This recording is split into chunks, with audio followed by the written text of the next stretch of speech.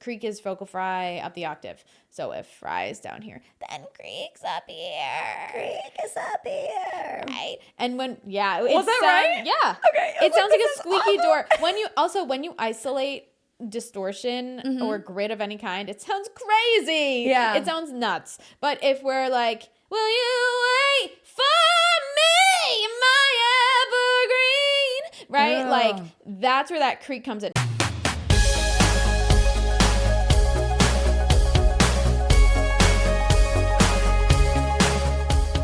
Hey Voxstar, and welcome to From Singer to Artist. I'm Lara Chapman, award-winning singer and songwriter turned viral vocal coach and the host of this show. At VoxTape Studios, we help singers from all over the world level up their voices by teaching them the 3 fundamental skills all singers need: technique, awareness, and artistry. Whether you're looking to go pro or just develop your voice for fun, my team and I are here to help. Check the link in the description to book your first session or grab some of our other resources. Alrighty, are you ready? Let's get started. Welcome to Intro to Singing with Distortion. And in the studio, I have with me Coach Emily from our team. Hey. Hello. Hey. Hey girl. We're doing distortion. So, disclaimer, if you are looking to sing death metal and do, like the screamo style stuff, this ain't the video for you.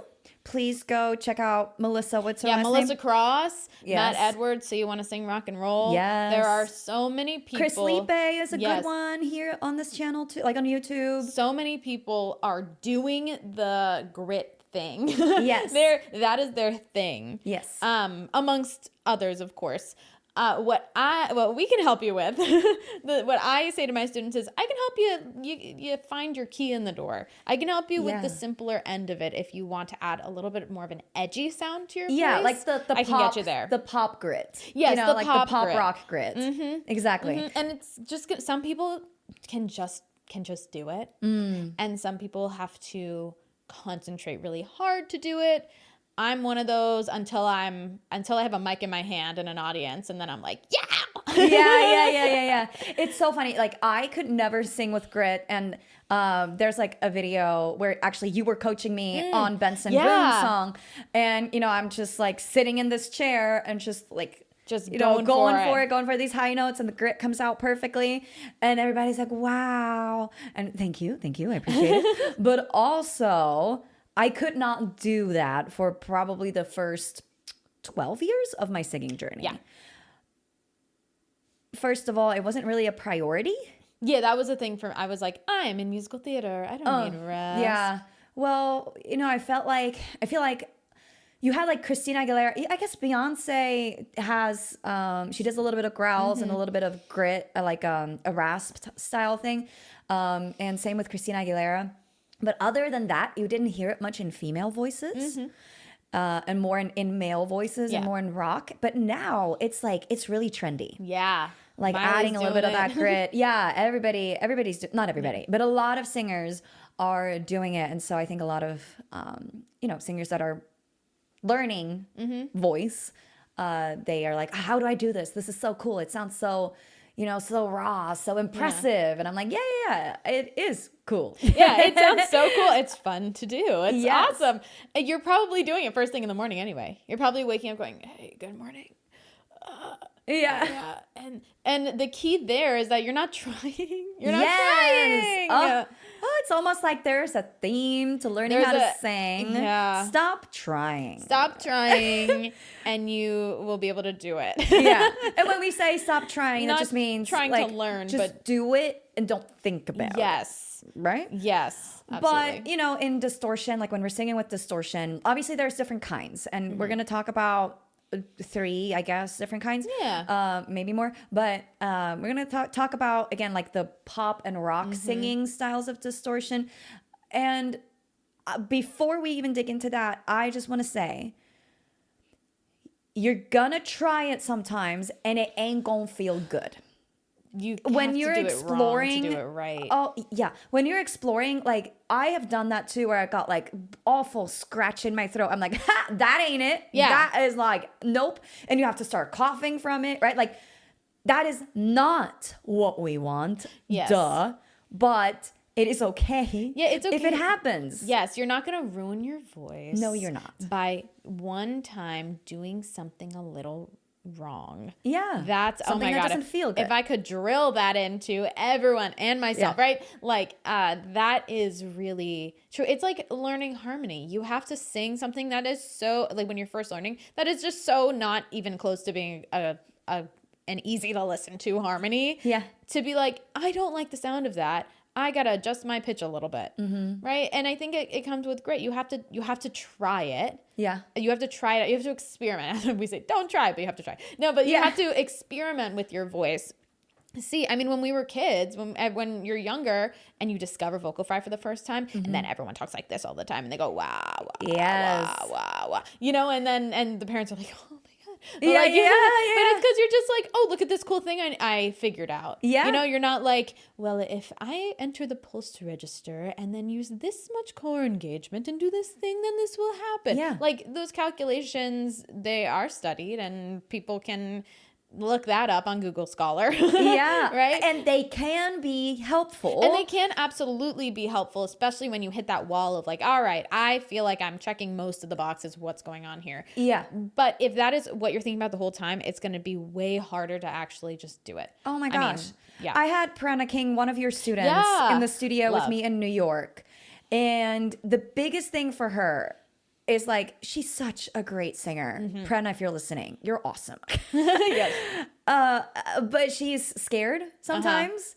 And I was like, just give me a hey, but like actually like a hey. And she just like did it and a full on grit on it without me telling her to do it. But that just came so naturally to her. And I'm like, what the is your problem? Like, what is your problem? Your voice can already do it. Just do it. Just do it. So let's talk about, so when I talk about the different kinds of distortion in, again, pop rock singing, not metal. Yeah. I talk about vocal fry. That's also a type of distortion. I talk about rasp, which is that Louis Capaldi / Benson Boone. Kind of like here. Yep. And then you have the growls, which is like the Christina Aguilera kind of like, hey, that one. Yeah. Exactly. So it's not usually sustained. It's just a quick like little whoop into the note. It's like a roll. Yeah. It's like that, hey, right? Yeah. Hey, but it's not like, hey, and you sustain it forever. It's like, we're not all Louis Armstrong. Yes, exactly. So, you know, that's more like a short one, and it's a little more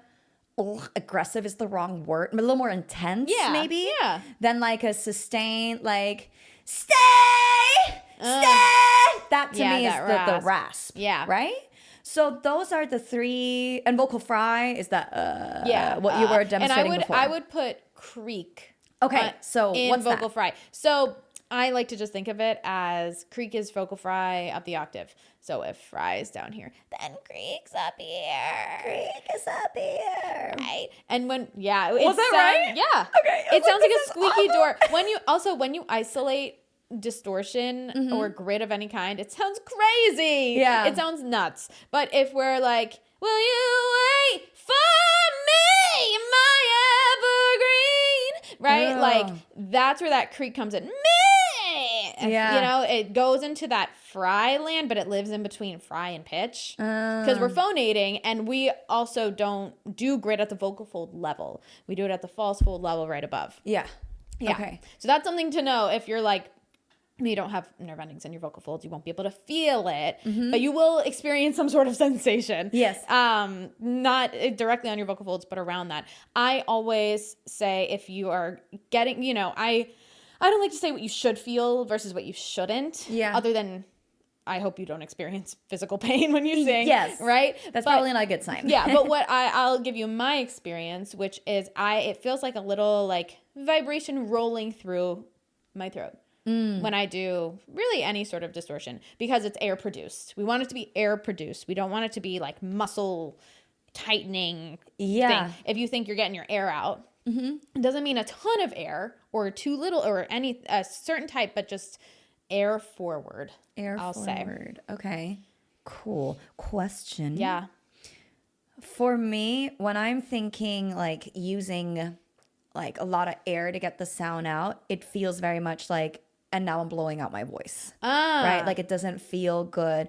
So for me, I'm thinking more like holding it back a little bit to get to that stay. There's barely any air coming out. So by air produced, I'm glad you brought that up because that's totally like I could phrase it differently. By air produced, I don't mean it's, and by air forward, I mean that's the leading thing making the distortion happen. Yeah. Not that it is the most amount of whatever you're doing. It's not the highest cup filled. Yeah. So it's not like that's where we get pushy. That's where you feel like you're working really hard. But if you think I'm gonna make my voice grab onto this thing, that's where you also get in trouble. Okay. If you think I'm gonna let my air roll through the way it normally does, and then other things will happen. So yes, so normal amount of air, whatever that means for you, normal amount of air, your average amount of speaking air, and maybe it is a little bit less as you experiment with your voice, like what you need most. Yeah. It definitely is a lot of experimentation. Yeah. Like, for me, it was like, it's not happening. It's not happening. It's not happening. It's not happening. And like, I could do it every so often and it felt good, but most of the time it didn't feel good.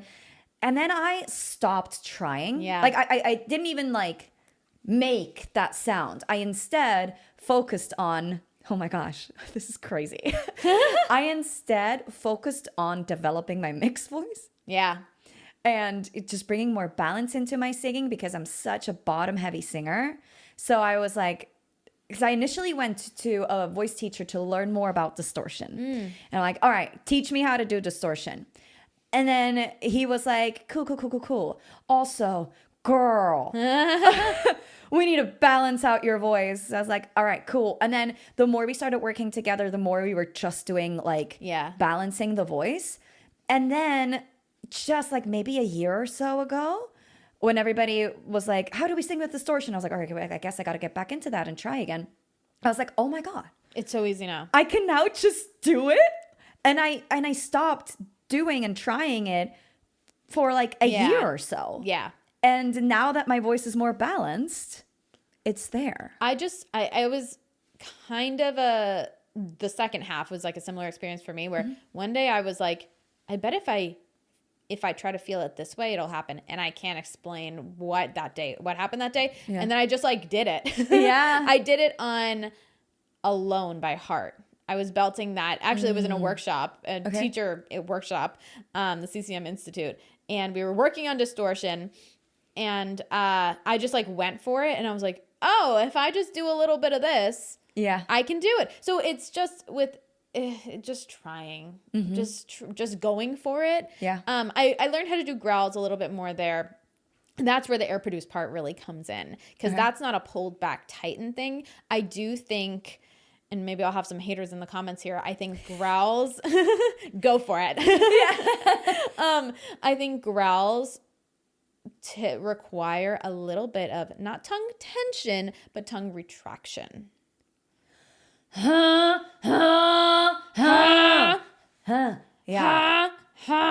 I mean, yeah, you're right. Yeah. And it's not the full like tongue's going all the way back. I can still do it with the tip of my tongue touching my teeth. Because it's mostly air coming out. Yeah, but it's a little grabby back there. Yeah. In a good way. Yeah. In a good way. It just pulls back to make that, well, because that sound, that sound here, Shakira, is that wasn't a good impression of Shakira. But, but that sound is the tongue retraction sound, often cueing us as teachers and as singers, like, oh, there's some tension going on at the root of my tongue. But you can totally hear it in Christina's growls. Yeah, and Christina's voice. Yeah. Which is also, well, that's a whole nother conversation. Like, yes, tension will make everything better. There are people out there who are incredibly successful and singers we love who have jaw tension, tongue retraction, this wrong thing, that wrong thing. Oh, yeah. And as long as it's sustainable for them, get over it. Yeah. Let them have their lives. But that's a whole different thing. Yeah. But yeah, that little bit of hey, right? Yeah. Hey, it goes right for it. And I'm not going to squeeze it out. I'm just letting the air roll. Yes. Yeah. Definitely uses more of that breath. For me personally, on that growl compared to rasp. Yeah. Yes, I agree. So if somebody's starting out with exploring grit in their voice, distortion in their voice, I would say it's probably fair to say start with vocal fry first. Yeah. Just start with vocal fry. Now, there are 2 ways to do vocal fry. There's one that we like to do, and there's one that we don't like to do. Oh, okay. As singers, right? I know where you're going with this. Yeah. At first, I was like, I don't know where she's going with this. Yeah. So there is...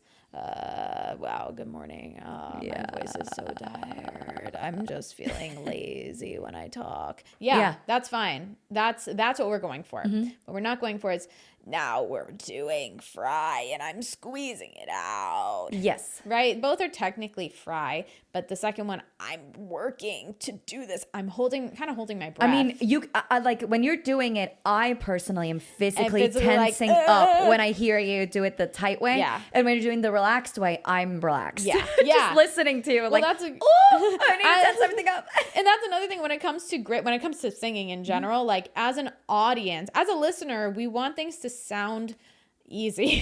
Yes. We don't want to hear that you are grinding at it. Maybe we like because we get worried for you. Yes, we get worried, and we sit in the audience. Yeah, we sit in the audience. Involuntary empathy. Yeah, we sit in the audience and we're like, oh, please don't crack on that note. Please don't squeeze out the next one. What's gonna happen? Yes. Yeah. Yes. Yeah. But yeah, I start with fry because you're already probably doing it. That uses very little air. Yeah, very little air. It's super easy. So just try to sustain and make it as quiet as possible because we can do this. It's hard. It's hard to pull it back. Yes. It actually starts relaxing a little bit as you pull that back. Okay, cool. I would start there. And then if fry feels really easy for you, then I would jump into creak. And fry into a pitch. And then eventually go where you're sustaining fry and the pitch at the same time. I think that's an intro to rasp. I could totally see that. Intro to rasp, if like for me, I'm like heady mixy. Yeah. Well, I'm belting, but whatever. But my default is going to be a mix. So my intro to rasp, it needs to be very light because that's what my voice is happy doing. Yeah. So, yeah. But also, we were just talking about that before, right before we started rolling the cameras. You said it was easier for me to do it in head voice first. And I was like, interesting. I can really only do it on like a belty kind of tone. But now, thinking about it, like the story that I was just like, no, actually, it came, the grit came when I was balanced.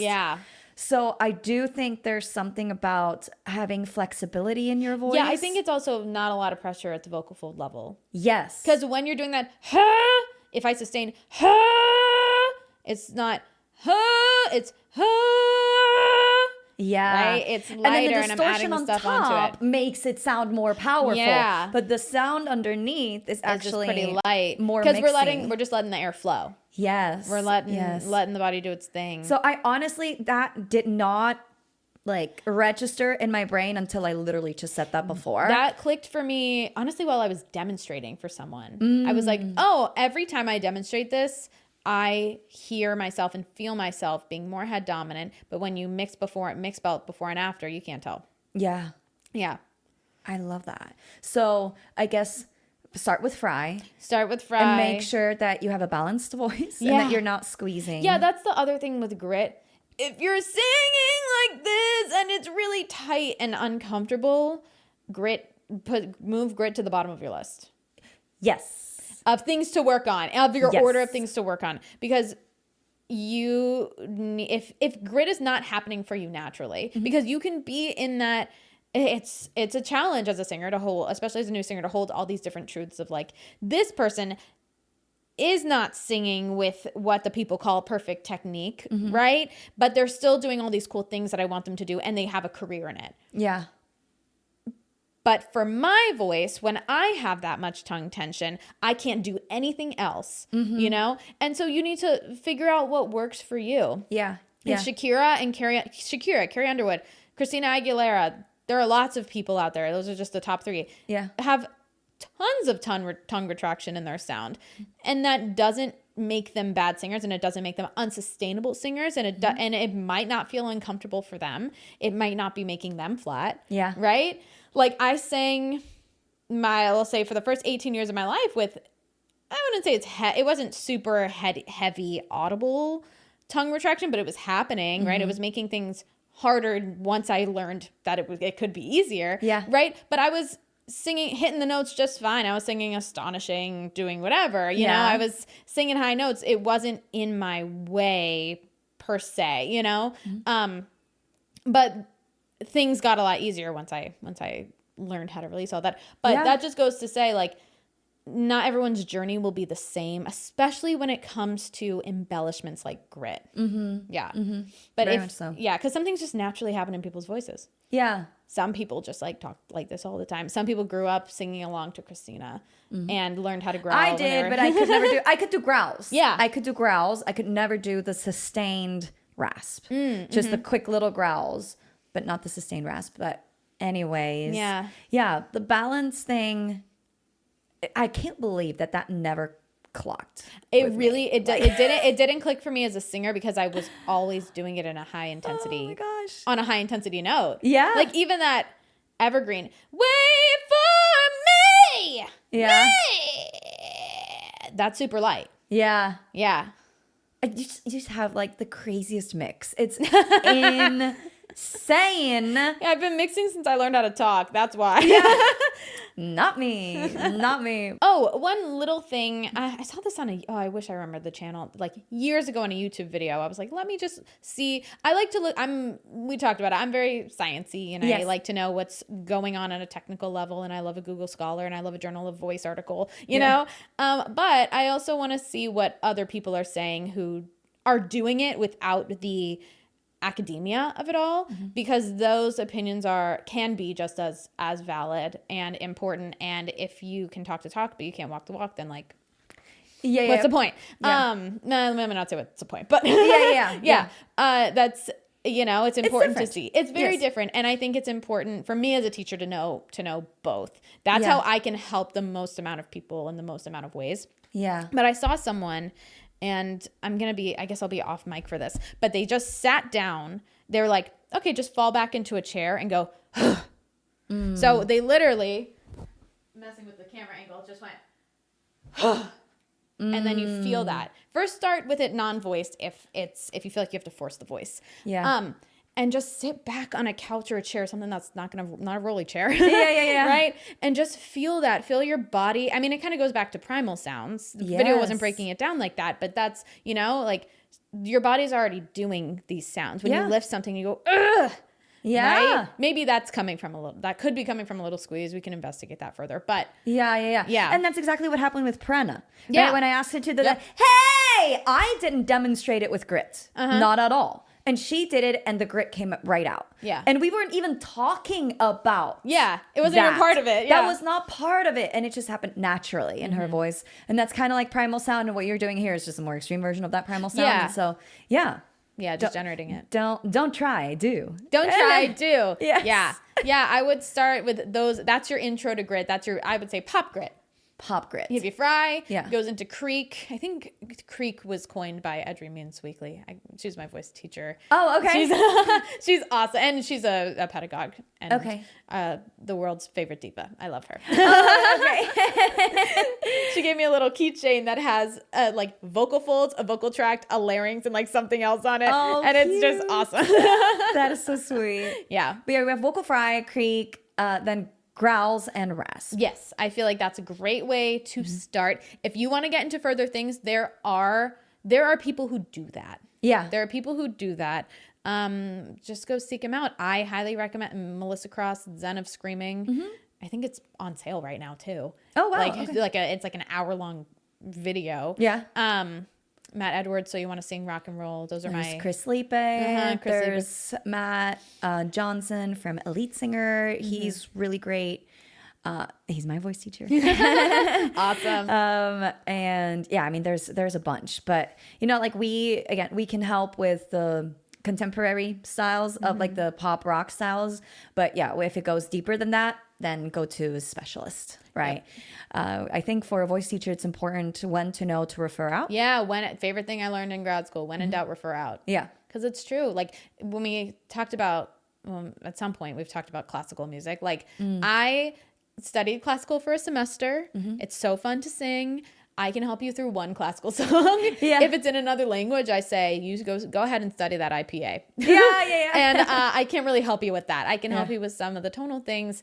If you're going to work on like a full-on aria or, there are people who do that.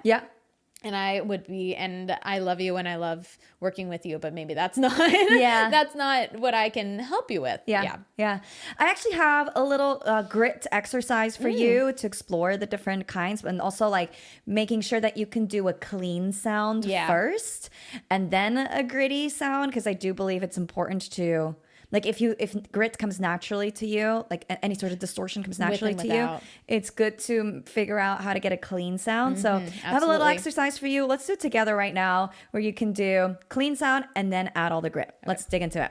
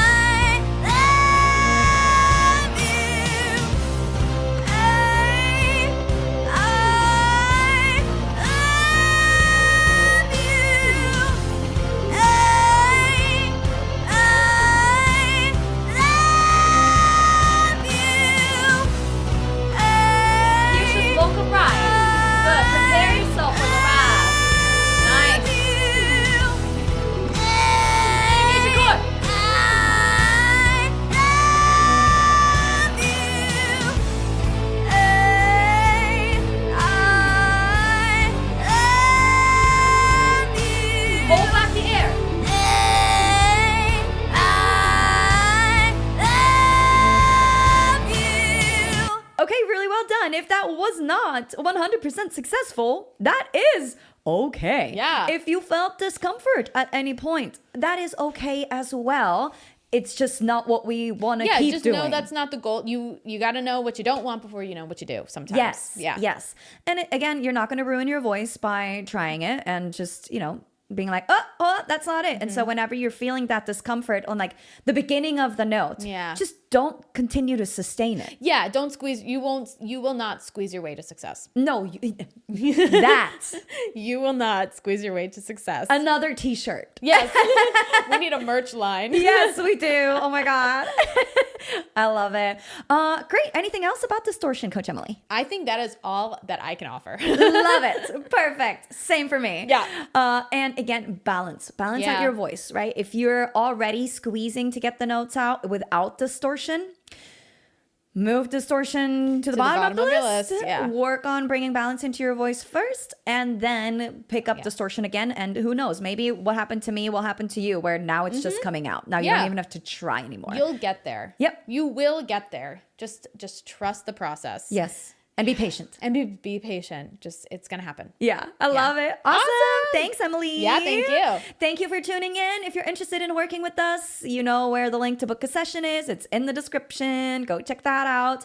There's also other resources in there too, so be sure to check those out. Other than that, that's it for today. We'll catch you in the next episode. Bye.